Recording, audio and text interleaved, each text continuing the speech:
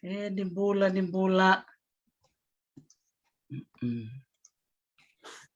Nak balik na siya mamay. Di ko sa nalangan di sarjuki naki. Na yan yung totoo ya. Naka.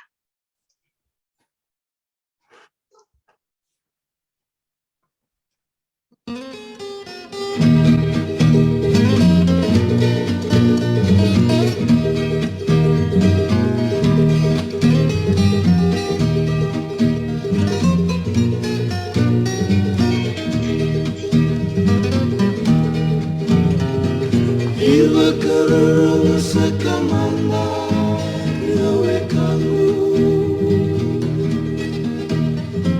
Eu tukuna nai telanua kita beta tamu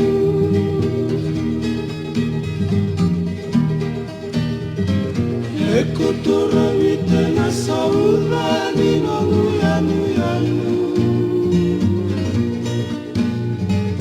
Kenai tau kei turanga baleni ngongu ngelani amu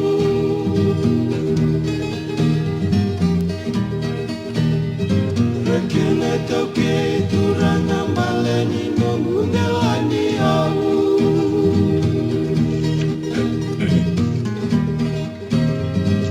Nanda bertanggo eba kaya ni membaletira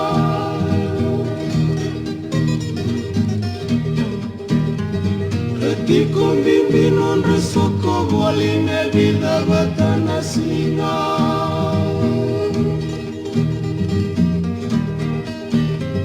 Salu tunggole nangon dalam memi sesaisa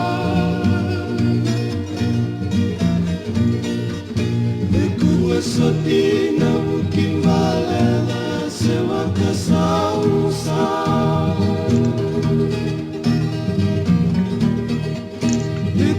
Soti na buking balela seba kasausa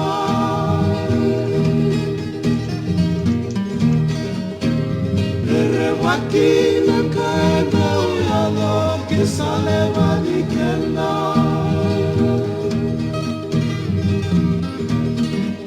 Tolu na uare tubu vitarabine lagi ananda beta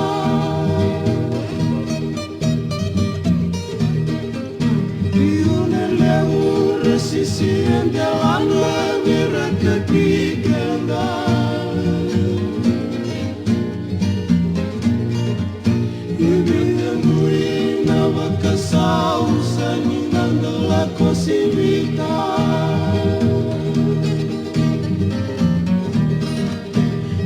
Temui nawa kasau Sani nandala kosivita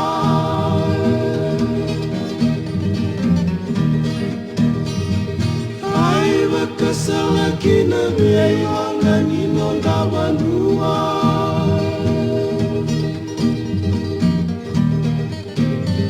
Kesalo mangune mule na kosi molaki rumah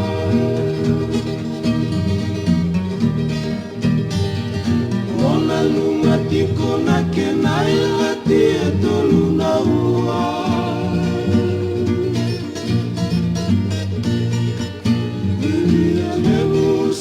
Kasausa sena nambetena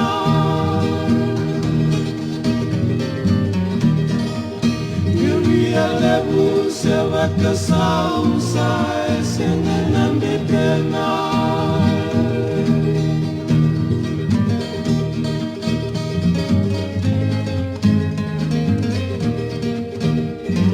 Sudah bilang na siya mamay bulan ko na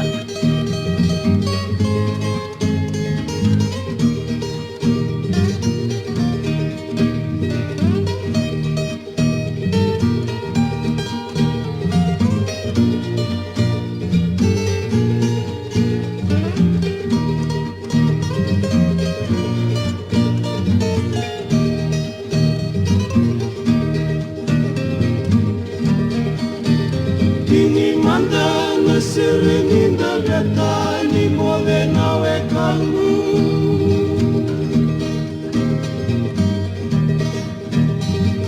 Naya kangundina na bongani uakinda beta kangu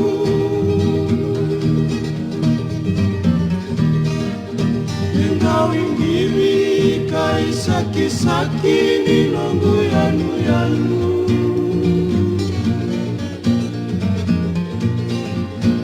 Salesu Isa. Okay, sa binaka makalebo ni bulan binaka na veokani unisia mati kumain na ya kan binaka ni kuwa unitaka ni rong binaka tiko yani na beo liba ni betala novo sote ni betao balile na serengo baka kito sa maro taka makalebo na rong binaka ni serengo pakai bong katal ngamay nando moy nito bulan ni may nilandi en nona sa laki ba ko tieto kan gagani ser toto kan tarong toto kaya da klabi na to to na bong gani wa kay da beta tambu may na koro toto ka o tobu may toto ya may lao na bula ta mga di siya mati kumikina na kabili kuwa kito ba kung bula sar chuka ni bike muni en sigu binaka ni kuwa ni takiniyo ni bulong binakatiko karong binakatiko yani na vitalon na kabili kuwa surat tal ngamin na turang may nambukin-buki tiko ngoni tiko na siya may nambukin-buki baka tal nga kinaki na yan totoko ya au samba ni surat tilabo tal ngamikin may siya may na vital nongo bula labo iya bula binaka buna wai tarisi yo buna wali buna visurit mana ka buna ko malo weka iyo Malo. iya nak valeu vikim ni nasa mo chukumai uklan ni sare na posta sambil da kayan tali ni daran da vitala na sinu bina kani kuai keno nando bulai ni sem sar chungo mai England sem taklele sar ti kongo sa gewoti na ono en rosa ngulka dewa na miniti en matakalilay may England malombula pau Malombula dokpeti. Malo weka. iya isa weka malo buna wali buna na lista lemai mamai bulangi da kaital na vital non ya san waturang wala binaka Na value. na kaisa wala chukuma da nandra ki may England na ngono kono no may nito bulan o ro guerra o akapusi guerra o klaningo sa kana karotal go ni bulan England patap chuko nandra ki mikir Yo, ne belum nak dokpeti belum nak weka. Begitu nggo England sanggai uci tonggo. Bima matongo na ono. Matakalele ni moniti. Uci ni marau ni Februari. Nraki tau tumba mata juga nraki. Rangi tal tonga. Tarai pertanya tu loko tunggu na ruana rangi tatam. Lomo ni marau sa uci lau cukup main kelas akan na iba cincin cimda sa lau cukup. Rangi toko itu ba. Kalau sa tonga na rangi. Lutu toko na mata se ungo se Februari ungo se winter cinga England ya. Anda vai sulu nakangani ba kata-kata menta bu kata-kata ni nang wali tumba. sa tinasare ndarong to kono mital no ninraki tunggu sarap to kana yan ko tam to mebe na non to ser na bongani o kende tam dari na kera to kono barra mita toya ka lutu to kono ude de batam beka sono ngono mai Ngilandi ya ni ko na ronga to chikinda no munitala no na no munita tanra muni bimbi mai viti muni ngol sare ni Ngilandi sebata lobo kim ditala nga o ni ata tanda talanga wakati kipau minto ngono monongol mi balang okla ni darna sule ngono be pau chang ga wasa talanga no mutala no sedap man da bangit kim ni tunga mini musi na musikoro sanggo tatan romongol li balang isa daratar na binaka ngori dokpeti o ambotan na talon ni weka na kabiniko na sang walangan bukong gitir na kanda na san waturang lora makarong iyo umutan kan kan maraw takat chuk na vital no samme bakador chuk na tul na madango iyo vital na bang na gitar kabi na kirkiti iyo ya bombo ter na kandar borong chuk ni korna bakong git bakale kana ital na rong na kabiniko iya menaka weka menaka dokpeti nak Nakabalip sa pau na numubanto nuya na niruker-ker malmalumo mo may tanong tu man weekend dali siguro na kanikua ya tomanda pakumbula man tabi reviokan era sa sematik minggo na BCVT BC buru-buru lele besar era sematik minggo nimbula binaka na bubala na pakalala bubala na pomau bubala na wang kambada bilti kitain to bula binaka katalaki na bubala na naulibo bula binaka wati ngau na bo to siya masarci may New Zealand Aotearoa sa totok binaka bali bikim ni keda na biokan oni siya mati ko may kuan to tala na vitala no totok kena non to bulan siya masarci ko may Ngilandi o poliasi bola nakapau naka ro chuna biotini nakawali muna nomro bisuret na nomro pata-pata nakanggo ngono sa may tukuni kinabia o maro takani niu sana may nomro bulan Itali ka maro taka chuna na buku ni biro na lamani maro sa na nomro may talong taka juga na bulan ito kay rasulit chuma na lamani sa no law na may lora ka chuna non ra Italanoa na vanu randu ingol tumikin na yo wabnya na kinabali bikim raw kausa wang bultal cingani bikim nikir na biekani biasa buru-buru di barorong cuma ya na bata-bata nakanggo ni bital no ki Dr. T wang bulat cingani ko na dia ki Pertania na East Midlands matakaleli cingani moniti angay ono tiko na kaloko bimamati ko na ono batmbata cingani na rakitum wang bultal cingani bikim ni na nagumatabuwali may viti virtu na matubali na Mario may nambua matubali na Moko may Wela kiro na nunggu itu butumbu rutuju may Wela wakambulot yan bikim duto doko watlang bikim nikir na ngone kikim ni na turanga kikim ni na marama ni ngone sa no law watlang yan nagibichiraram ba bibuno kiro ni ibiwi sa iburu-bura ituki na kau ni warorong ting may usaba kambulot tigan England binaka Dr. T. Totok. Nakabalib sa paud na bakumbula, ilib sa bakumbula ti kuminggo. Dora katali labo ki paud na no. Autor do na email may do na dorbo ni law. Vitar mo ko kay kachiko ko ni soko chikoy wai. Soko chikoy wai ka gikira mo ko so na video ni vitalan no ya chiko na bukunya sa no law.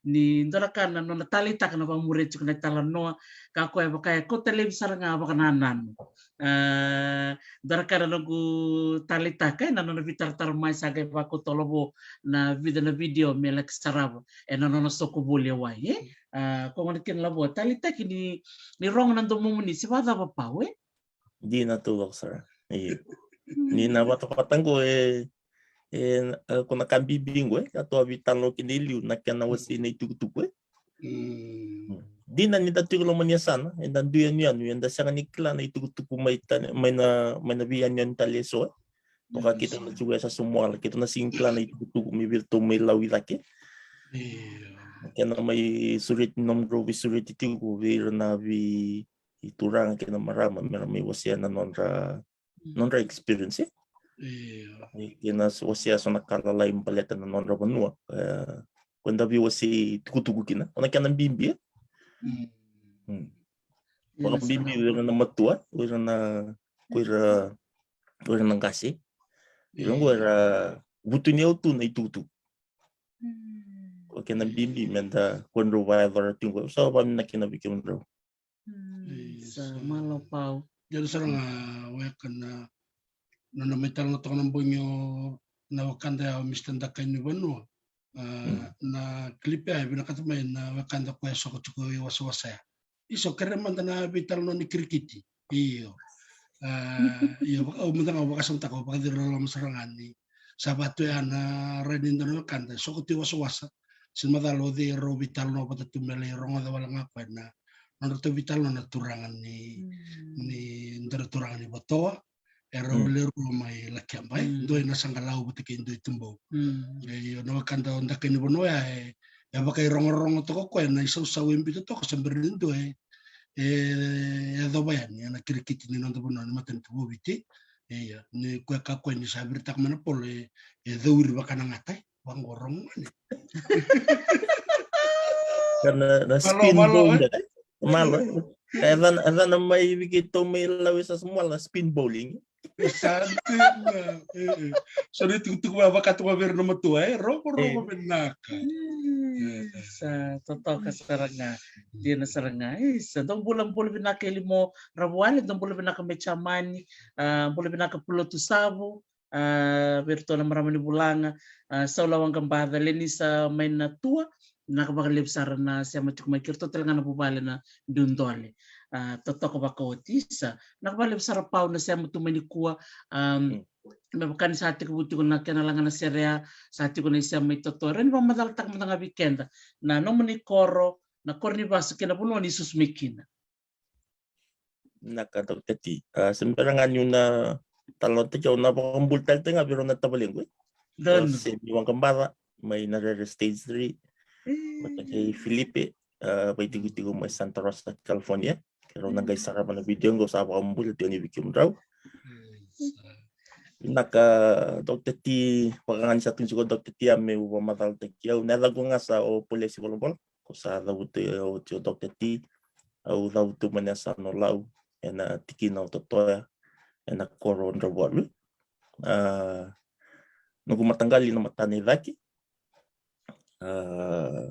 nung toko kaiwai muna toko daw to mikina kito tu baka matini panua ki virtu na turangan na twin robol na loman iti abusaw na korwiwai ubaka watch juga inayaw na corona review virtu na vaka ni tinayaw namara mano chingo kulani kiruba iti chingo hipertania kauduru juga na matibal ni hipertania na bikisami sama yang bagi chin kabitu chingo mama na nunggu bingkara bicingo na laman ni matibalunggo Klasan din de sara kero tigo boling ko na viaba ki hipertania East Midlands o tigo na tambanan ni Matisawi ni Matibal na tambanan ni engineer o bingarabi bo tigo kin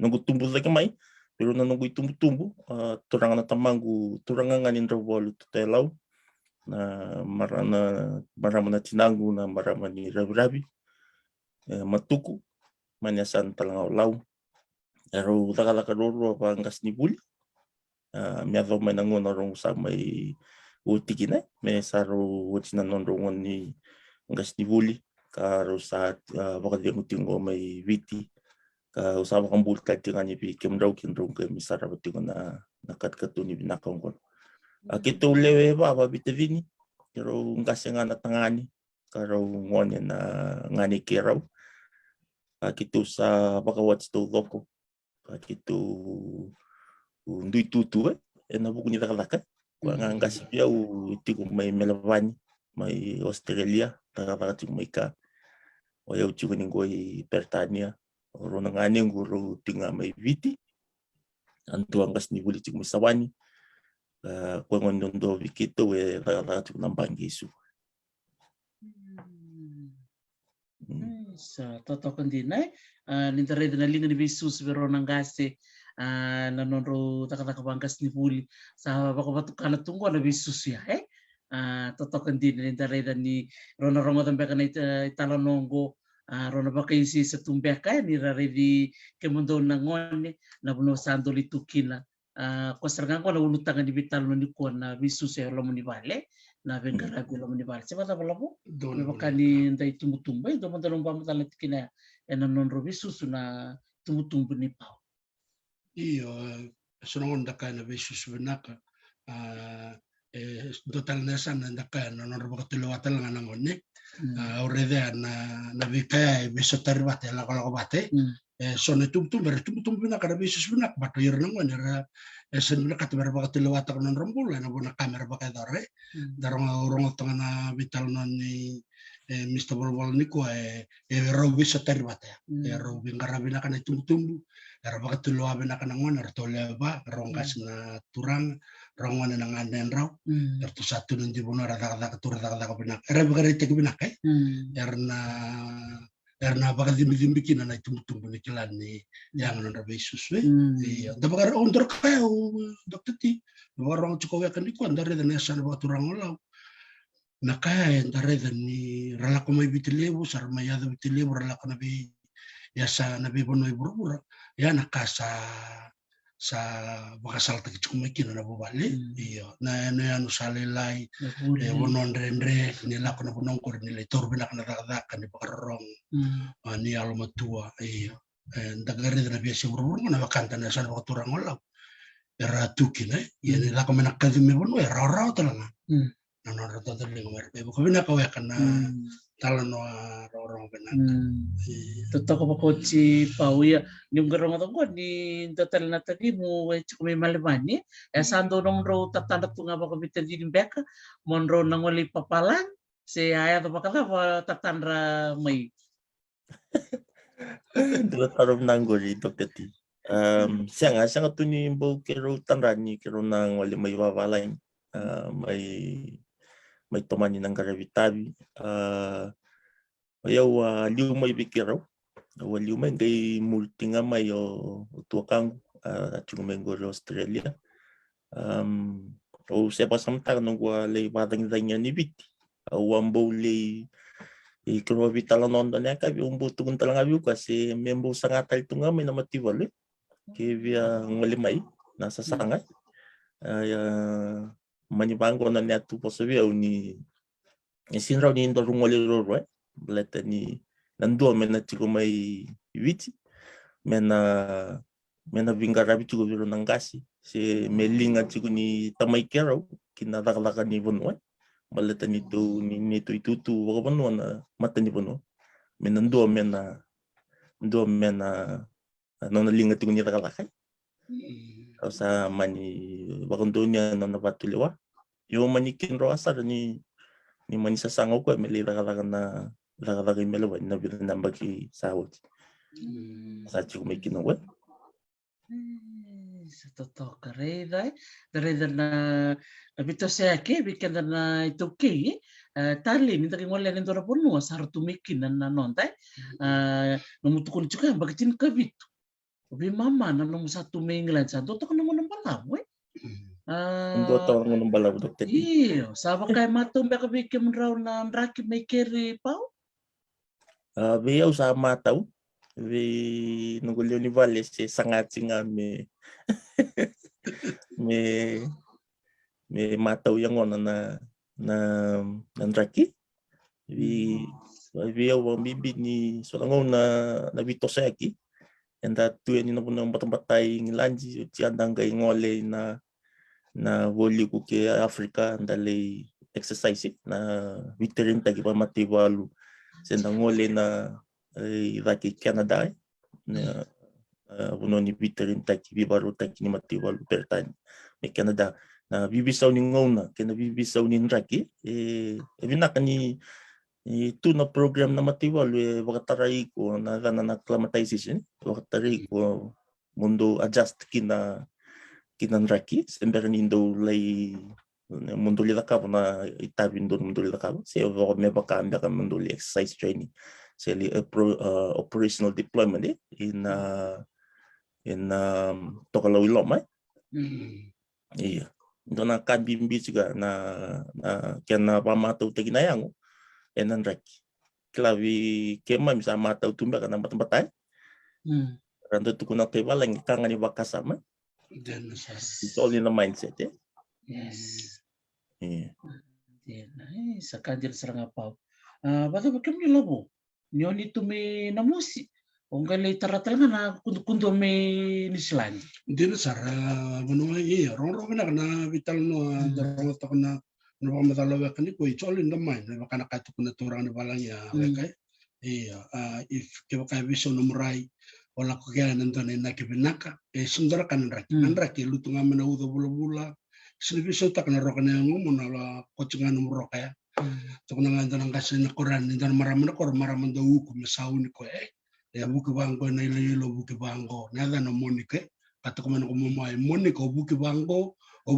Monica chikona daga revia weke na bibu non dalak ni bibi sonan reka ke dio ken tanda tau kichunga dalak kan andone naki ya may na koron de klanan rek may witi slan tanga bu na mata to le de toke na ya reveni isin dalak kan bu kunin raki dalak kan bu kunin garabita bi iya besar benar paling besar pau ya dotto na ngoleni na tambani ni nunguli wa buli mata bebe pau klesorna lo tar ti kubirna segero ngata pakuntonan to mumuni to tarama dai na numubuli o to sana ngoleni na numu taka maybe kena sanga ngole montewayan kingland na ka Dr. T nunggu bakal satu kena ucistikan ni orang nunggu itu tumbuh taka roro banggas ni buli nunggu tumbuh turang angkas ni buli na buli toraki nunggu tumbuh marah mananggas si buli na primary school apa nunggu tumbuh lagi tahu saltong anak pun rule si kinabata kalakat banggas ni buli wa bikitu bang bitalin klabi na kang ko nalubin ng kas ni buli may biti mundo nga satu kinona kita sana murid nga kinokenda nito matay ni Leslie ni Tamang Richmond Secondary School di Kandaw na yang baki tini kadiwa bitsanga bulu kadiwa kito liang baki tolu tika au se simbersara ni bakaya luta Oti may Richmond di kito ngay ngolaki Budoliw Secondary School itabuni kito liang baki tolu talanga yang may Budoliw may kasang kay teu na nunggu murubuli preschool preschool lomani lasi lomani sin lomani bun na koroy to ngay na iduru laki Budoliw Secondary School preschool lomani bun na koro lomani bun uchimika usanga inda o somo district school sa uli kalas indoi ka si nakataka tinga bangkas ni Bulio o tamagui Budoliw sa uchima Budoliw usanga kituto ki nayal winibuk leng kasi ulta ko meka tamangu usanga kitulay buli nangone kaya uwati kiro nanganengu kitulay buli ndakuibuna village school dona tiwuni buli binakaya ni dota na kuna chigo kina nakulubuli na yala high school do via chini tingumba kasi chini corona maile mai na yala ndakuibuna kaya ngole mai ngole sombui korbo na sibiti na yala monangay ngole sombui ndakuibuna village school o kalasi o lei tomantalikan nunggu kalasi ruwa kalasi tolu kala ni kurubuli di bakang anak korek lamani koro ndak ibuna do nanu masar ni so nanguna sindo dir nambasi o wani book transport Pati may bidawa watu na lubining gas ni buli na bus stop na yala sa hawat sinabi mamanipito may konambasi ko mela ko isu o si manipito sa siya ni wala may nambasi ko sa ke mamindo we raving ayo klasa silang may nambasi ang tatong bali Wilindurong mo. Tatong balimbula. Anong na sa bernita pinakakin mga isalo iwan yung bukay. Travel sa ito nga iyo. Kung ano mundo sandalya na sulu pakatanga kinasotin daw lola na mundo beki. Ake mamibi murumurit yan. Yatong balimayang kaya ni kurbuli sabi ngono tomba ka ni recess. May tinakalaw ko matakalilay. Ando dalata kilo mundo na natinggu kaya ni buli na matakalili. Si so nanguna may mbera may nambasi ilesu may subay. May kimamibono may kornibuli mandako ibuna. May kimamilesu inayal. Sa mbera may nambasi sa lilima na kalungan na kayo. Sa mbera nambasi sa kimamitumbal. Kimamitumbal kimlang stel to may bachinisala. Ngayon do kami na tumbal kimami donya nanguna ni buatay. Nakavika na mango. Nakavika na ka ngayon sal. Sama kami sa ito nga eh. Sama kami sa ito nga ayo. Nangunan dami po sa taki ko ni Buli ni may makatutugo toke ni Bunikabika. Ni so nanguan ni ra birika na Bunikabika. Kaya may mugo tali ko Buli lalu biningas ni Buli. Isa tikitu ni bula ya, Tikitu ni Bula. Tikitu ni Bula ni Buli may na rural areas na muna taon dako di taon ni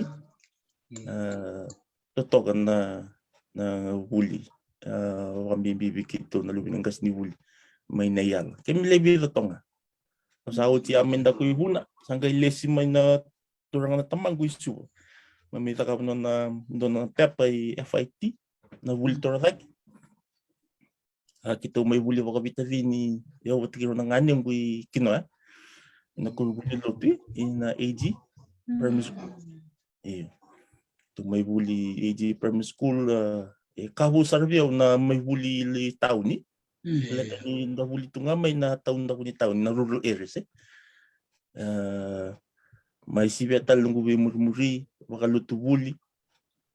Sintos na kanong Buli. O kaya sama ni kanayang bagitara sa pakocho tamang gubi vi kuan kasi vi kuan itu tataliw kasi sa chung may makungay Saan din na? makungay district school sa tukuni biya ngay kimay kito sing sudo pa matabu bale sa kito babale siguro na kalab housing may nasino sa tukuni biya oi ko na bagibo mesa nang leso no tamaguli pa mesa kito lisubat yung makungay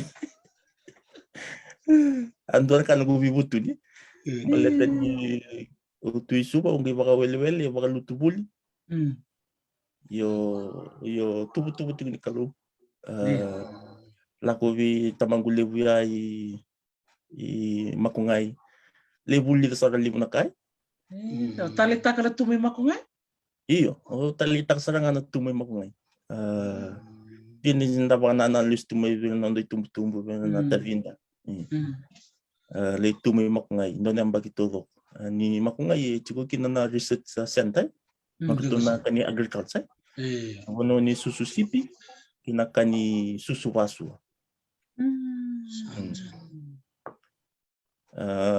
okay ka na nonra na rabungo na nonra yabu na kwera na tovir na mate na leprosy sa buka buka metal no sarchinga o anai tu kiti na singa munitia me tamtak sarchinga ko ni tua ay dong ni makongay ka ko dona kana ken lebu ni kanga lebuli sai kai ni lebu ni tu ko bango sang tu ni tikitu ni nonda leso ni kuribuli na nona ngai ngolika sangai tantola na matana megeredo kwa na lebu ni history o viti ngai kanga tu kuno o ana ngai tu kino kwa ni o viti ndo na matintu ndo lava na elona kina bibonu o katakana kenando me pakanga ta ko makungai mermitu kino buka era la tanga mikina na buku mena bisi pasifika miliki no Australia ni sa Sandi ni mo buli mikai. Reza ele buna ngoni buli ni abuli bata me makungai.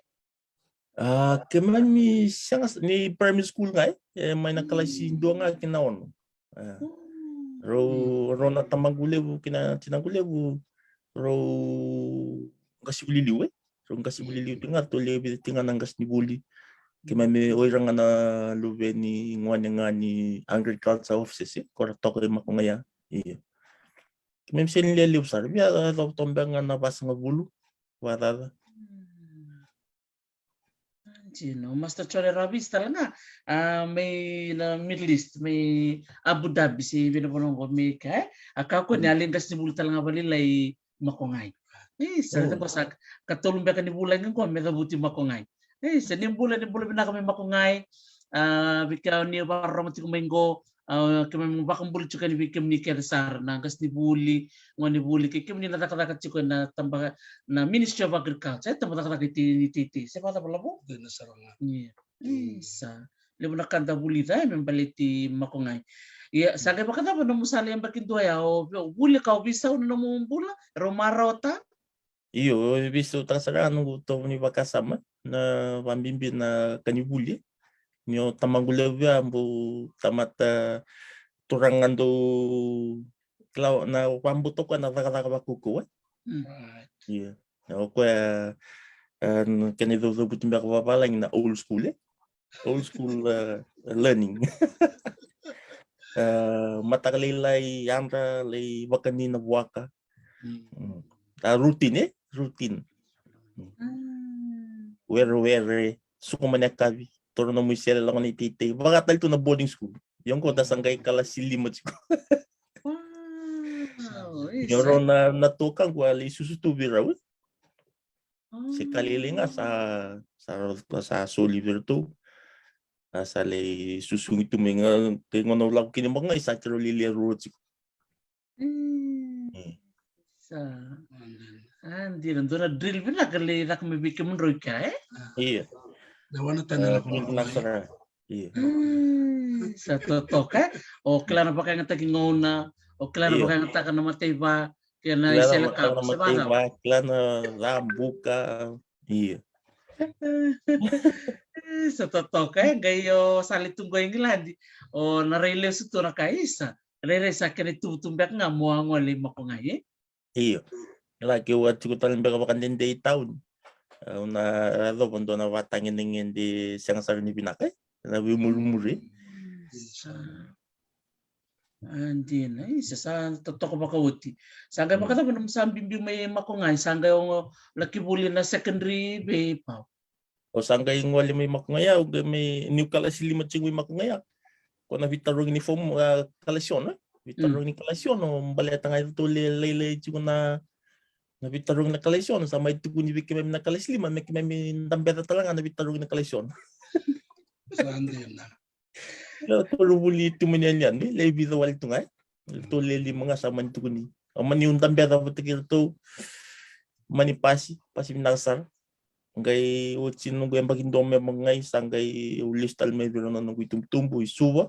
Ay nangon talaga sa lisi kinawara katakabangas ni Julio tamang willow talk. Ina gas na kunubuli ni Katolika Saint Thomas. Inatambo. Ikaw sanggali chiko tamang ko Saint Thomas kito sanggali sangay kito libuli chiko inatambo. Natambo gaman primary school. Utsi may natambo sangay ngwalisong Saint Thomas. Na kurubuli chiko na tamang ko.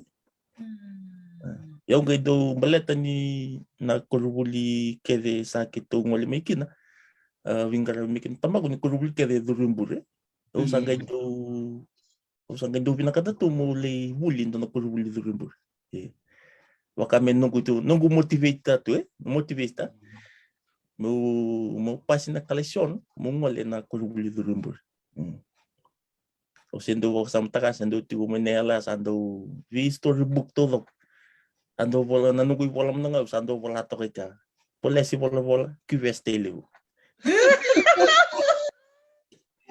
Kami nagtatanda to ka? iya baka mau bantakat ya menunggu motivate iya mau baka mendo to nunggu goal mau buta tu sapa si may low to kaya may natambu primary school sa kustando solimo na choices Usa ko tamay vale na nung chikini pepa, mesa may vale na nung choices sa torneos or tabang.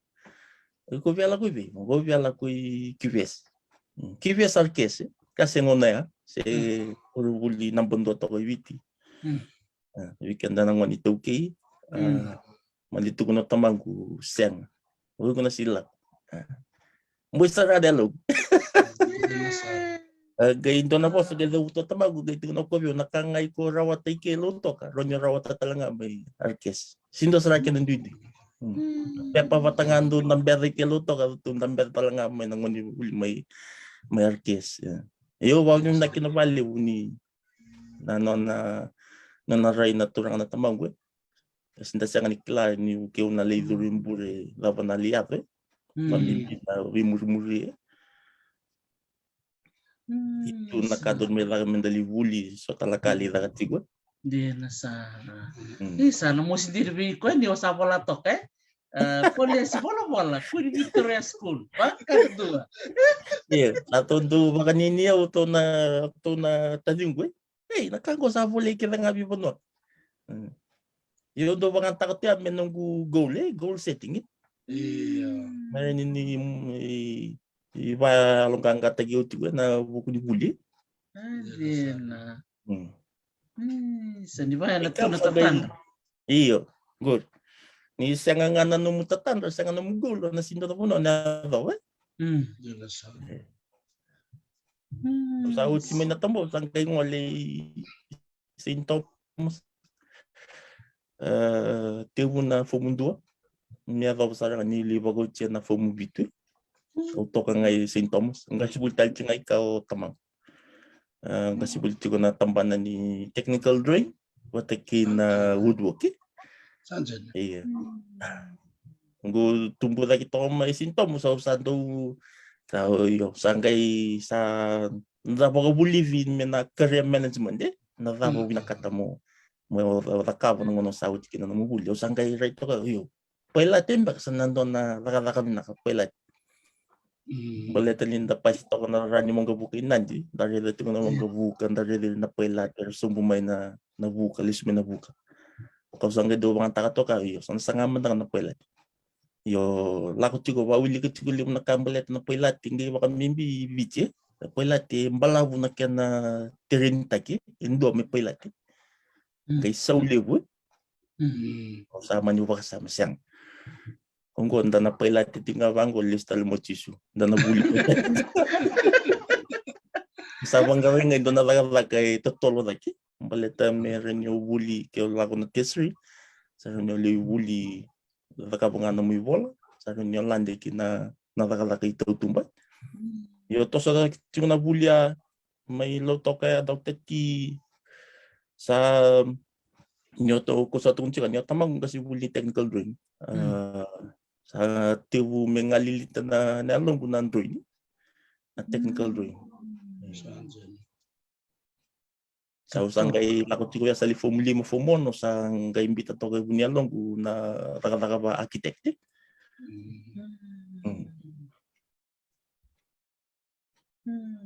Sa uti may St. Thomas na formubitu sanggay ngwali may suwa na FIT sa Mambul sanggay may buli na bulin drawing may withdraw na diploma in architectural studies. Bakit tulo na bulya sa Mambula. Ito bida to ka na turangan ni Bitsi ito chiko kina rambo bibu kito ka na weekend na lang ni Toki. Pambimbin na buturarang ko din drawing. O talitang sarabali baleta ni Android ni Luriki na numu mangwasa. Kina mawe ni lingam. Kina numu thought process na nung pakasama. Kakira Lorraine nandala ni Papa ni Android ni. Kung bekan doon na kaya o doon ba kinanunggu kukawa strength so ngoli apa kinanunggu insala muli wuli na tampan ni Android uci man Android ni uci tol yang baik you graduate may sama bula usang kay India o virtu na nakakatakan ni Android ni Martin Tue nagaman architect si Nasilibata House katong anggol sa Mambula. Bali, tambah 5 ka. Ito nga nakuha ng kotse sa Mambula. Na HQ, headquarters ni PWD, nasa Silva House. Ulay nakatokoy ka, sembara meron ko nang sa amin kinugupep pa ni Duro na Matibol. Na nangruto, sa tiyo sa nga taltingan, nungupep pa ni Duro na Matibol. Yang bagi roto ka may virtu na gaman architects na PWD sa Mambula laibuli to ko bali laibira leusara na punoy bici wala lakopo na bugun nila kavakay bole retal tungakin na nomnyan ikandawo sa toka Sandena. Elorito kay Bunisea naggamon station ni Bunisea Sa totokan din eh. Bulbulnya sana kan tahu secondary school. Kanda secondary school. Siya. So tali no mo tukun chikumayan na no mo tatandre. O kala na namaro sa nga kota. Ni ko makumurya leso ni ka bakatabuli dito ko tech drawing eh. Rere sa kanila wampek nga siya pata ko me ko man nga nila ko QS ko nila ko RKS. Musa to man nga bakan tua mon ro bulu bata to ni kanan daw to kota. Asa apa kata boleh kim niwe kan may buli suga bango kala ko QS ko na cinta lima ko ngai. Sana to ko may buli to kan ta bola kata ko may biya we. Totokan dina yon di na todo ko nawek. Niyo kema bindo seu nanumay may sintomas di na kalasin na technical drawing. Ni ko lako ni kalasin na kalasin. Kan ngona asenda baka sulbatang na sulbatang baka mendo fashion to be kan na ngoni bich na ngoni tuki na sulbatang be lut tu right. Yeah. Menta baka menta baka sulbatang tu na ngoni tong Yeah. Ni kema misen bar ni na kalasi kema mi lai ni kita bang goi lalang. Cek tek ni me sulu baka tang me besu chiku na mo bidu. Ako ay do best ka sa ngo ko mendo na ngoni luren na kalasi be lut sumuto na sulu baka tang. Sa kunya ko endo na ngoni ni lut sumuto na sulu baka tang. Ana ti koya na rula. Tena Sara. Kaya na baka ndo. Disiplin ngone eh. Kesa baka taray ito na kuito na ngona kesa nga narula ko nga na 4x2 senta na chikin ikaw nga. Lore bango.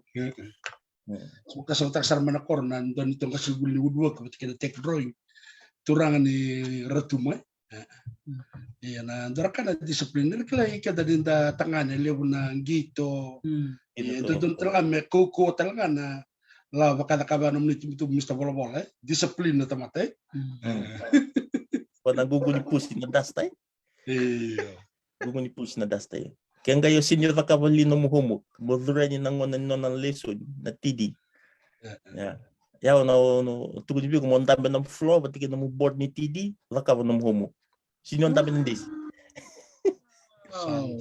Kaya balaw sa nasakata mo kunin tabi ng pulo mo nakakabo ng humok eh.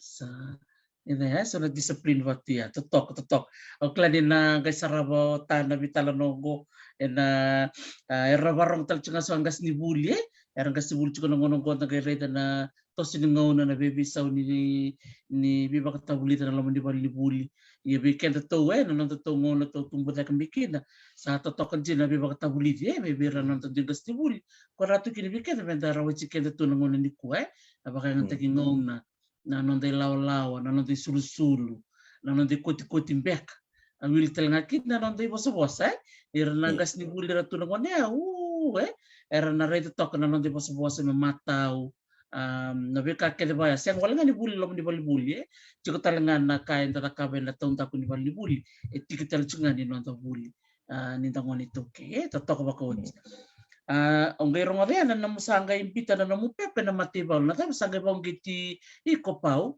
mo sa ngole may tay. Iyo sama raka-raka to PWD ni nung tol na bag may tugon PWD raka-raka tu siyang sa to nga ni Somi baleta nga ni sinindo na itutu mau membo lurkin Ang manipos na tatongan na nung kata-kata. Siya sama niyo sa sangsara mo wala tali so na bibunwa. So na bunwa raw niyo li lakalakakin na. Yung mo bakador tinga na itabi ko na nakau graduate making na FIT Ando na turangan ni nung boss may FIT turangan ni Maba na bunong balag. Why siya rayo sa sinitungo sa magkadibin ng bula ndo tok nan daw ni drone do beto na sinya architects andon olivia na lurumay na mativa loko ang dendo ngende to ko na biawi sinon mikro dongun siwat pa wala mo apply to man na mativa Rau ni oli rakapa na rakarakan gue. Rakapa tinga na rakarakan gue. Leo cukup ni matibol. Cio sama nyu wasanggar na internet no mani kunyasar. Ni cukup talangan na matibol. Na tampan ako. Na tampan na nindroy ni. Ninda ka na mindset maybe tinta na mga na matibol. May vakati nga na infantry. Ay baka may soldier on Tapos sa kunya asanga man do sasanga o vitalo kiro na nung tumbu ro bando niya ro ndo bata kina nanunguray kando nakawa na kinabiraw ni roto kunya na buku ni Gonzalo via via Lakobo o manimbita man ng pepa na ro nandolo karua ro nandolo katolo sa lakon na interview o to ibits Awa satu may awang ka kitwalita ka tu inanyo nokor. Nokor ng baso. Para tu kuno to health center. Lakwan ni na giribiti ni even guri suba ni sa naram sa tunggo na pepa mo interview all day. Gay doon niya talsya ni nanito sa bisa na nakaka may nambaso kitungol may su kasama may babaro tagyo sarangan na interview. Sa ina nomorong nga na kadya ni sabole na damuni. Ada madala ko tunong bakasa mananong saso ko tumay ng baso bichilim. Au sa kila din ko na nakatuba. Ando la pa na kalaw. Muna la ko room ayo wambot anyo na rawata. Yo sa babaro tagyo chigumay mentally sa nama ka chigumay ni na nabiyan genre yo naturangan ako ko ni kalaw. Nabuko na nabibaro taki. Ang gaya ko may suba so ang gamireda na mabawili ka na bikay binakati.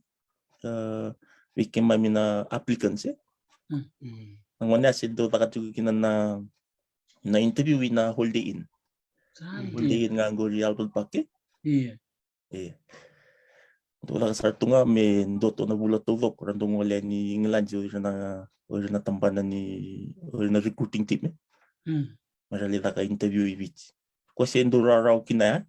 Kung nangonang ko sa ngwali may ibit si England meron may lakap na interview. Sabi sa Abisa ukla na hukumba ka ni labo. Labo ba kay pangatak. Sa to bisuta ka kinamatibal na recruiting process Bikito nangonya si embura raw wikimami ni kakil nga siya ka may ibit si simber niyong walimay.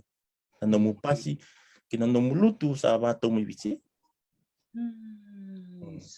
Sa din. Yan nando na bula pau na naman to may betba katorong iti ko na Holiday Inn.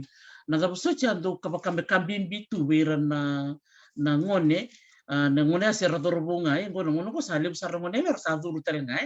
Roni wasya so na kambing bi mer kilati ko na ngone ko rabakan na ti ko mer ngolean. Wikito na lako may na interview ng una si dasar sa tungan nikla na tapandali tanali so tawa yo matay nga ni singa ni ka na recruiting process no ro na singa ando na bulat todo kung kinambala no rutundo la kwen lumani ro na singa ando may brief tay kinadaba na yalo yo sa wala itu mani bola na nadaba ngandrevi kanda menda paparo tiken da bitoroni na kanika baga fika na basa baga line pataki na kani computer na kinabanta na computer na wili bola na bika to verify na patangin ngin da bo chiku kinai me bingani chikina na bika o binakata mo may zuru kina na matibal Gay daw dondo na fitness test Na fitness test lako na Vivi wawabuki Albert Park. Run around ni wawabuki Albert Park. Yeah. 1.5 mile. 1.5 mile mo Vivi pa na doon na mile vi mama na loman ni chini vi mama na minute na maximum na passing requirement Saan din. Saya Dari wawong ke Albert Park lepas itu na school bus. Bago di pasiti ko. Hintay nga ingilan. Iya. Kaya kalau revina kena yang ditombal menayal, kemudian orang mau ditok dito kok kemudian. Pau. Malo. Iya. Basta do tour na ubis ara roadblock ta tunggu na junction ni bowling club do bi well ang kata gitu Racia tagi mamital tu. Iya. Kaso ko chika ni sepinaka ni se recruit me biti. Se tu ni ko pasi se ofele. Itu ke o manio lutu tu ni ko na bundo mo ba binakataka ke o manio sa sangatali. Sangga pa kata pa namadala ni namo bitorong ni sa tukuni mo sa ngolen ni Nilandi ta pero kao nauta. Roma rutaka sa kabyo sa lesyon na nagkaroon singa sa mani tukuni ni sa kimem sawas ko kimem sa pasi kira sa ralutu sa tukuni pero ni unsuccessful kanon sa sanga maramay dur matiwal sa ngay kemami indon turang ni palu sa ngala ko may tukuni kemami yo congratulations ni kemami sa kemami pasi ni kemami relanga ke o sul me bigo na plastic ni matiwal ko medyo kinanong to information pack akla yung ano mo pasi Akon. Iya sa pasi ko iya okay la ko man kay ay bali may tukuni tugo pero no kutong tumbo sa marutaka marutaka kanga tukuna turang na tamangu tunaw ko lito boleh manda ke rawata pinakasara kasi ang lista limay tunggo na takalakay beach yung sinibaya lalita giyaw niklang mo nindo nakatubay Isa ni waka dia tukun cuma tangaya ni ron nembak no muta kata tu na silibata house ndara ngonya muta kata tu siang ni somi ndara kau pabri bina kata kabi kemni pau na yalo ni sasanga itu ngabi kemni labo bala beke kemni arau ni rawata ya di ron nembak me kata tu sing somi tu Iyo kila sa chukumbenga na nandra itu baweka kila na bula biya dawe bakasita kele buna turang pina kera era sa umana tiku mana nalaka na wakande awas yarao kenan daw nan ruini sa bakasalte ko chuko na kame na buna mengolikin wong betul nga na bimbini era barang tuk mana wakanda na kame ko son pakane tambangwane karena binakat merabul chuko na tamban daw ruini sa kata niling iya sa lip serangan na puno may bitin ko pausa sa sangan na nakatake libo na puno sabi na katabay mulai vivo kito bira volunteerism iya baka mo buli nakatake to sing mo rin do na ray bina ko niya baka dara na namun ni lay nakatake to ni bira katsanga manikla na nakatake kinambal sa andro nito kumay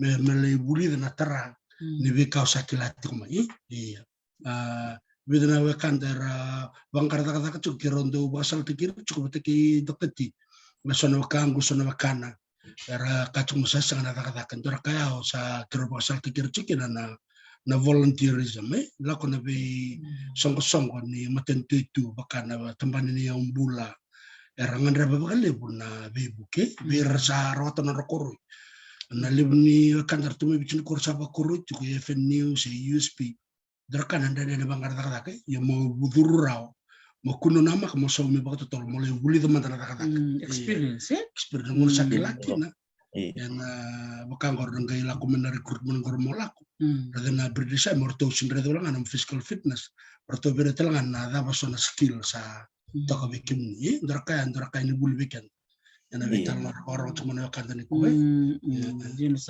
serang apa benak kali belabo kan tidak todo kayo klan dilib sarara bakarong chumbingko irna tampangone ran itu mantangan mo iba kasal bira na ngoner barong chumbingko ya ran mo chumbingko ni Nilandi sena bese burubura ena bimbini non rapakarau kena non ra reda na non kanida kata kena kanibuli merong at sarngame bikim ni pau na kau ni takap to ko bako china no mo biosini Domantan mo bakan revira.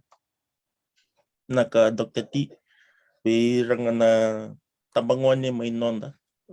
Binakata chugo mera zuru may na matibal. Sindo nakain din rin. Kyo sulyo na mga una na numusasang. Numusanga mga limay. Kisama ni chugo nung baka nanam. Mga limay na matibal. Na matibal pertanya ay na Britisam. Lebuto na bitamban. Raw ninda may rumah, raw nyo may taran na tamban ni engineer, si tambanan ni driver. Lebuto lito kani mechanical engineering, electrical kani mechanical engineering, sa tambanan ni signal kani rakalakan ng balet na kani wakandiyaw tagi tutuk kani communication system. Lebuto na pibono raw nyo ngolikin. Klano ni Vera sa bunga sa apply juga may kelas andol talimbek na recruitment may VG do nga napakasalaw na sulia na bata-bata ko nanonda baru tagi kende physically baka num ko yang kinanum mentally tu bagi num bakasama bati kina spiritually numumbulo baka yan muna baru tagi gusaran yung ngalim batang ko ndatungko na buru-buru lebu Mungkin nakanda siang ni nama kanda na may reva so nakanda tu may bi siang may witi na may reva buru-buru lebu go lebu nakaw na lako ruma lebu na renre na nasutaba na ngonen terreni yun doon menta babaro tikanda kanyo kenda na kaibit sinda kilele wi kemem na ngoni witi kemem kilele wi kena matiwalo na resilience na kusotay perseverance kenda tundo kilay yo menda do babaro tikanda na kamay ninda ngolimay ngana langali ba mayada chugo vir na ngoli chugo may na vir na may vi bat vir na sponsor lamo kyo sa ngolimay mindo na mo sponsor pinaka mindo may welcome may vida chugo na vi volvolay na vida tali na vi bata tali sonda ba wili kichigo ni ramay bakal wala matay ko na lubianda kurang lah may vici ramai cuy ke dirala ko tumay nandala ni Vikila Italy Italy so rasin may rawatan na nonra inaki nonra pinakatan may zuru yun na sige ng bimbia pinakalenga mo may sponsor tagiungan no na kamu balita ni cuy na understanding nung Vikila yan na wararata ko na may chiko kami talaga na nung wala ko may mindo talcungan na ilaw jugo kasama nito siya nga nito yung overall na nung sponsor na nung may chiko na nung mafakan ni kina nung movie ngoliaki sa ron yung raw chiko kinabiruto kendo talaga nakambimbi ray chiko kinabir na nonda kurang ako cukup may raw like sar kesa cukup yung doon na pepa qualification Right. Yaw man yung via zuru baka tagyaw ngoli may sa cukup yung na qualification ni buli may FIT baleta na kaba nando buli may bici ni may cross credit taging lanji tokon doon na level binakay baleta ni bika kina nga baka buli may bici baka buli via na kaba balay ron yung kutabay na muwala ni buli may USP siya may FNU yan na may kutamay ngay may cross credit ke ba bimbi na buli torak na university may beto siya na namubuli kesa may beto na matibal ambil nga napakasalaw na sulyo bilang tambangon pero nang wali ko may meron na paparotigil physically mentally and spiritually balita ni doon na transition liw ni bula may nambula baka CV life kina military life Right. meron na babaro tigil may ko ni kindarala na bug ni visa ay sa totoo na rong itala na weka dar kana lebu ni weka dar semeti kumai dar barong tikme na kabni ko marida koritamana ni bola benaka okala nomni tinamni talanga lemba Mrs. Wallawal lolo masar tumay baka isa ni bola benaka Mrs. Wallawal binaka na visus binaka wana na munidorbo. Iya. Tatok. Iya. Tatok serangan nabi pakaunggiti nindreda na bekaire oni wasia mengori pawe nandende erlex tabuch na sonongone nanotongone ngangoni tuki. Ento siang dinamaka siang niatan rai sonandende baya iya me pakana kau tukuna mea. Kaya kamera pakapakaro chukani me toka tukayan swasilini. Mera biu sekitaki semberni rea ni gona dua silini membiu chiko na tambane ni soni liba sen dua silini mondo sule chiko na tambane ni internet se wifi me do to la ka baya me biu sekitaki seranga na lo mani bal me bakana kau tukunya me kuni rangaya de ni ngilandi rangale kikinda dala sen culture shock mbek ndaro ni kae main civilian life ni tukunu chiko kina military life batanggo rondu isanga rona matangali bula bakaongo ya satali na mutukun mea the resilience and perseverance. Siapa tak boleh? Totokan din na. Iya. O wamo din ta kana kay etukon toko o weka ni nakaya ndakileki ni toki na bisi burubur ke de weka ya American go lebona kanare toki ra chungo ya Hawaii sar chungo ya Oahu na lulu ni sulan testere kitu ambo tume bakaleki ya retale takana toki na daka ni dono non releo ni tim ni daka karangani toki enda wosota na bekabna kandarida o elustar mbak ngai bal weka na bisu sumna kame bal tiku ni biba sala taki menda gada na buli dan gada na lotu menda do baroko menda do barong menda do bindo kai antara ka totokan na daktati nandra kini bulan ni dulu mati wala sindol me kabu bikada nang ni toki di kaya ngango bago bulid me bal nang bulan ni discipline na ito naka-uso ni mati wala na discipline Yo kena tutu bagulid may bali, bagulid may na itobo, bagulid may na bosa-bosa. Sa chiko todo ko na siya ni kabubi ko na duro na matiwan. Sa chiko na bosota, chiko na daga ba kukawa. Sa totoo ba ko tiang kaya uso tutu na lotu kaya bakaroko na bika kelbaya sana ngay todo ko saray. Iya. Unang na interview taki talakad di chiko. Dito ko na ko kenda dambimbiu may biti sintu ko ni dambimbiu may menta may niya taladi may na may vala vivado na may vala sumimbia. O taladi may kay maybe como may lotu. Nanumil to anong matabubali.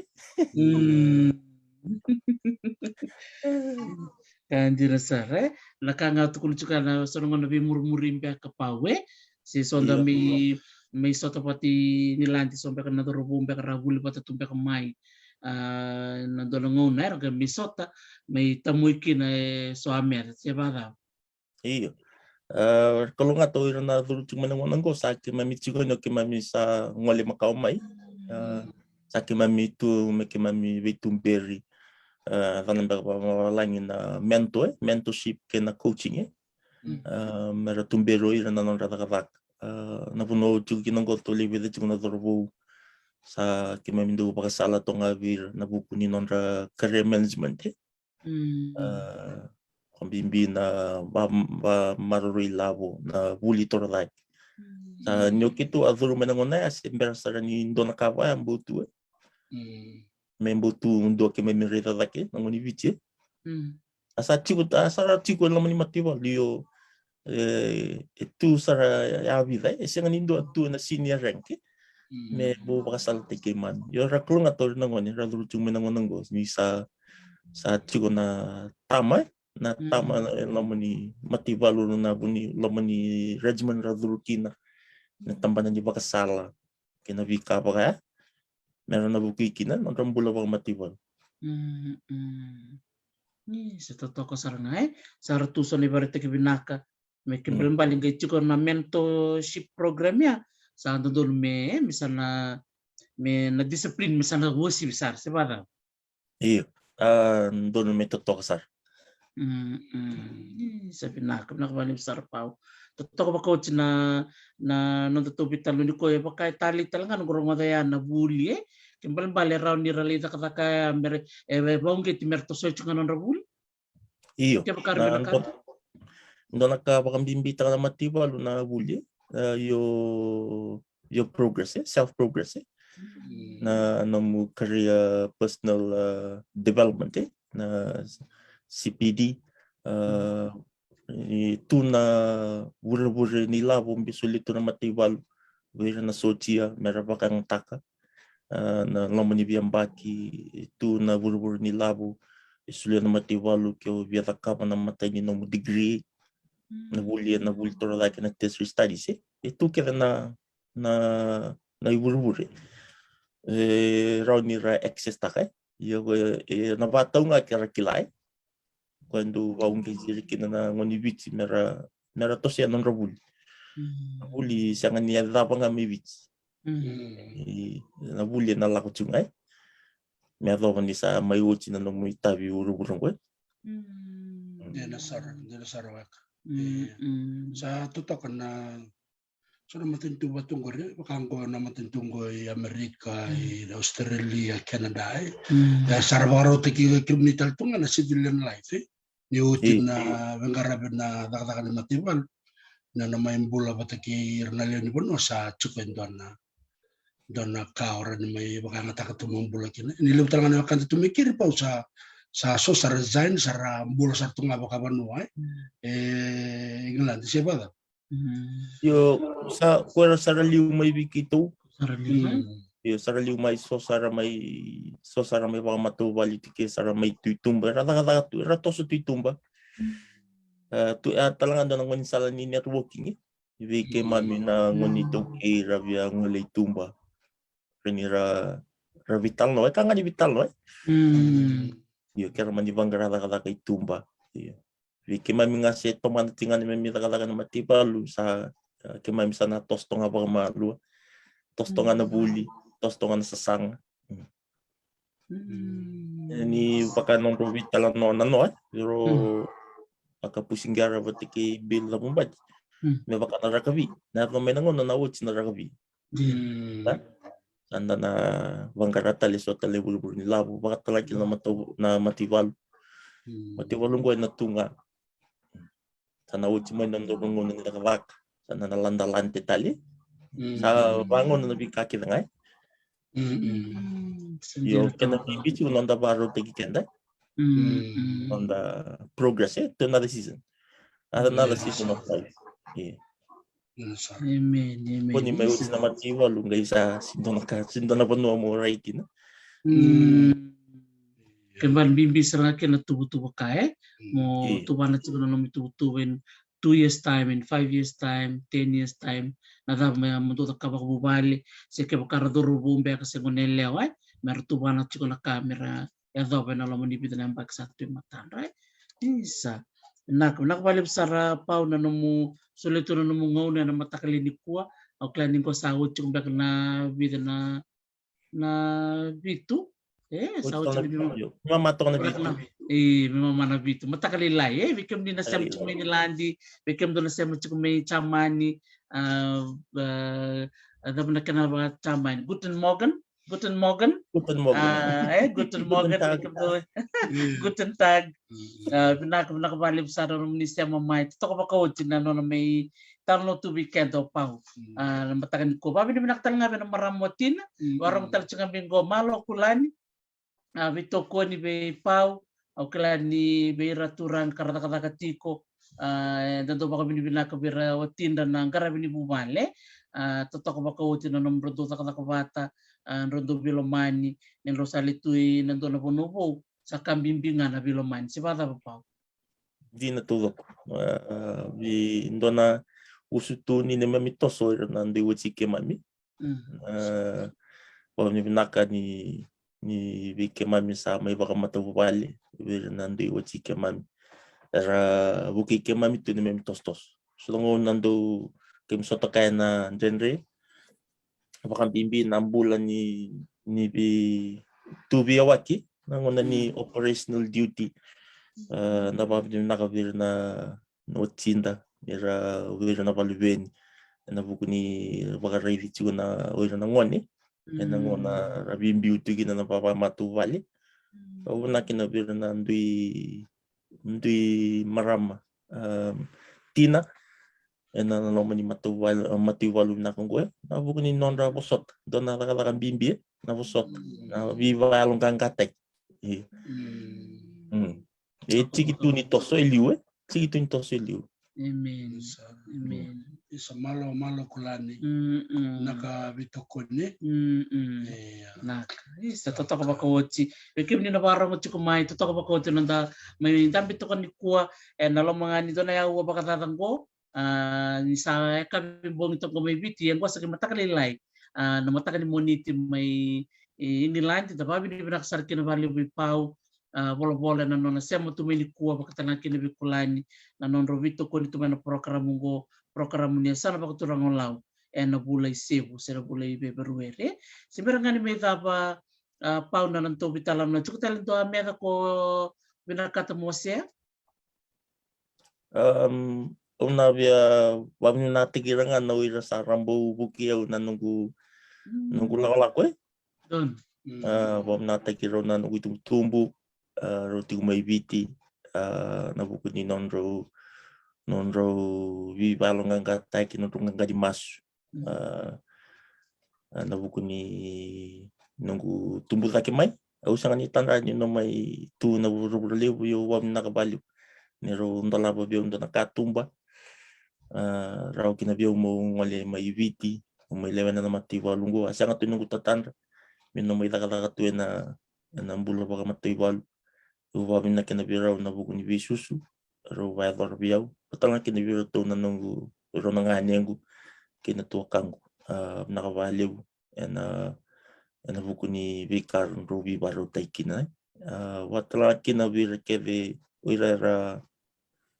era bukiyaw na buku ni nunggu tumbu lagi mai na nunggu nei nunggu nalaylay so sara singanichigo na burubura ng mononggo sa kariben ng rambula yo nakata ni raw ni watara na kalaw ni may chigi ni nunggu bula karaw kinabiyaw may tu na buno sa may tu kinangway ako natatala kinakalaw buku ni nona Bimaroy kina buku ni nona hindi na kinona bosa ni raw ni watara chigo meu may leonin do na matiwal goy pertanya buku ni nona Bimaroy tagitu no kumbul do naka rever ninda refetigo na linga ni kalaw na buku nona Bimaroy tagitu na kinanod ng bulan dun doon ndo tuko na tiki lebu ni matiwal ya nambula matiwal na spiritually ndaba nakin nyo kenda lang manitoki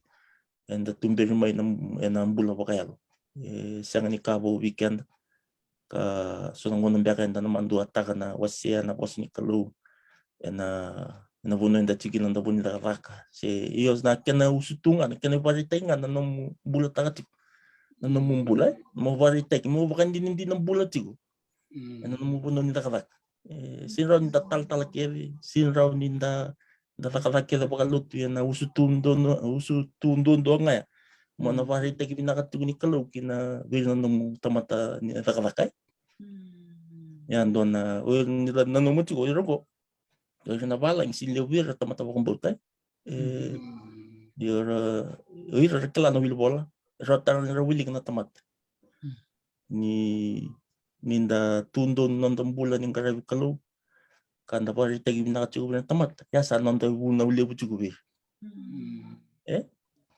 wam na kinabali na kalaw ni na nabibaro tagitigo ng kumbula watalang kinabawa na maram na tinanggo kina maram na utinggo nondong bibalang ang katagitigo so nondong genre na tostos satu ko na support to may support ka to na nunggu toso wab na kinabali na maram na utingo watala kinabir na sungsungulod wiso England na bunoli bungo pertania buku ni bibalong kang katagi juga bungkasar na sungsungulod waka biti ratinggo England wami nakavir na bukuni vitumbir bakalo na nung bula vira ko kero levena tigo watalaki na vira tumay na koro wami nakatigo vikimni na muni masu vina numi tigo may na masu kimdo na tigo may na koro may totoya may robualo watalaki na vira na vyokan sa wami nakatigo vira ra kemami era buki no bukuni nunggu sasang nunggu ngolemay watalaki na vina kunalilay tigo may Australia may serne marira tanglala lani na warong tigo may usabam na tika ni biko wakang bultal tika ni bikim do may serne bundo tal to nga virtu na vir nando vivalang ang kata kinang bula wak matibol na maturang na utina kimwil ningam lewan na to na matibol ni bits wa may tu viraw na nung may huli na FIT ikaw kay mo may retan to atin na bula wak matibol Iya. Sa totoo ko kaya to sa cancer to namin ko Mr. Nangame wakang bula sa to ngame bikim ni na natitikubun ni bitan nung kasawa kang bula to mo kwa bulan newa wang kapakatonga siya mo talaga mga nabi kanye malo siya mo kumay bikim doon siya mo kumay Santa Rosa Mima kaya ito na bumali na siya mo kumay sa malo bakalib sar pau na mo may biwasi tubig ka din ko alam mo doon na mo ba matal ni December ni may dapat na to witalan no kay pau ni ko sarong rong binakadyan rong na malo kasi nga sinbiyan doon ako baka matalang baleto abo kachike sa parang ko doktor darman tamen doon mo sa tanong romo mendar may taba ka man na bulang indo kay na kabinik ko iya o wabina kana namni talan we katalan nga o talita kana namni na bulang ko ora chona batang ko nanda baka buli menta baka bina katakira era to ko ni kendai ora era nanda bulle to ke junju baka le bukir na boni we tamata kede ora ni rawata na karawata era ka o yaunga ya beke de to ke ndaram bulle bina kachuke da baka bina katakira de tumbu baka bimbi mana nga ora nanda leweni vale sa uch na rabing karabo o tapa takina sangkay may kambit ka to kay indua wala kasarbiken to bito kunille buya o ko nga o baka binakata ka berna watinda berna marama raba ka bubale non raloman ni rabina kana watin rame baka butukan na tutu kene na kinebeng karabi ko nga dokter na balem ya malo we kalalam sarba kaleben bekulan malo o ni takachukun ni nabita na bulamain ko to na lay soten ni pertanya Doon bina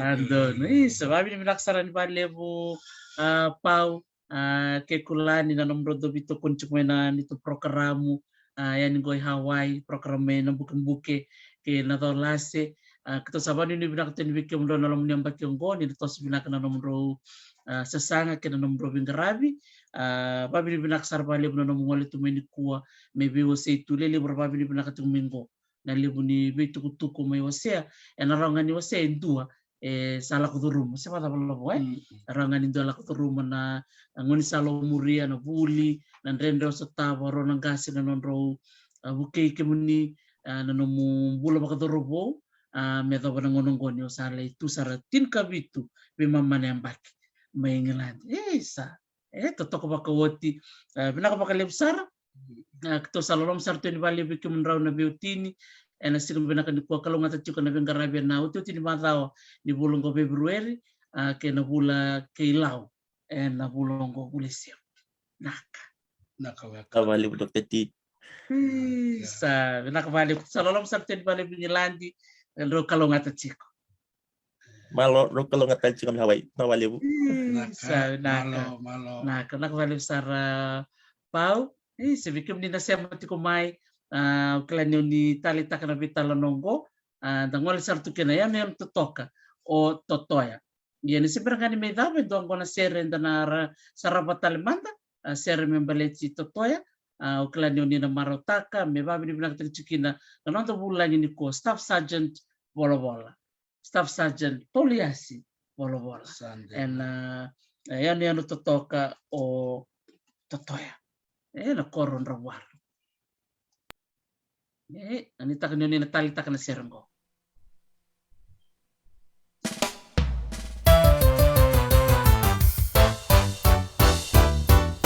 Isa ulabna kamay turangana maramana lalay neutala takai selagu yanu yan dirikoto na deba keila dirikoto na deba keila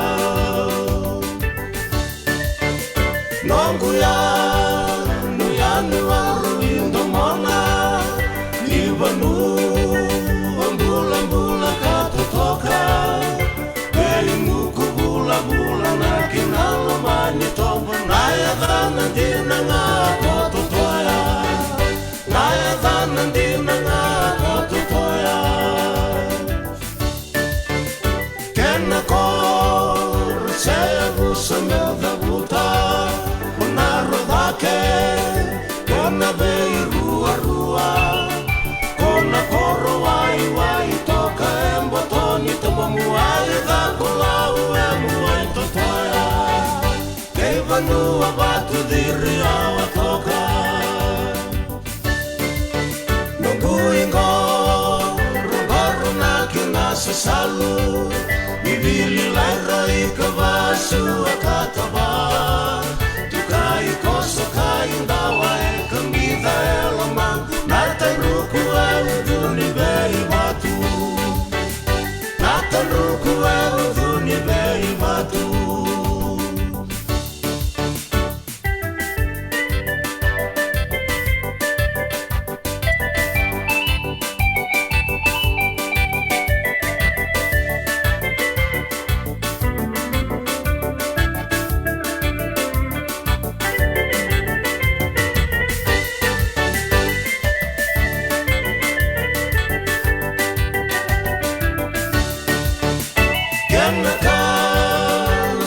Salu natukuna Kono lang Kaliu di senembua Namamba na lempa bulu Kena sese Merah tahun bena ngangune lewa Merah tahun bena ngangune lewa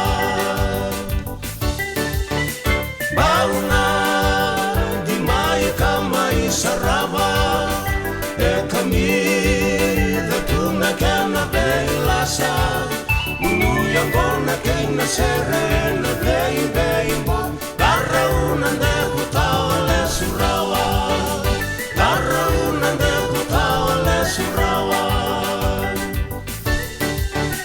Bimo de meu suka kale manda Au muri Adake tu akuni wasa Au salalama ya Tirara, ototoya maya saya samuala, ototoya maya saya samuala, ototoya maya saya samuala, ototoya maya saya samuala.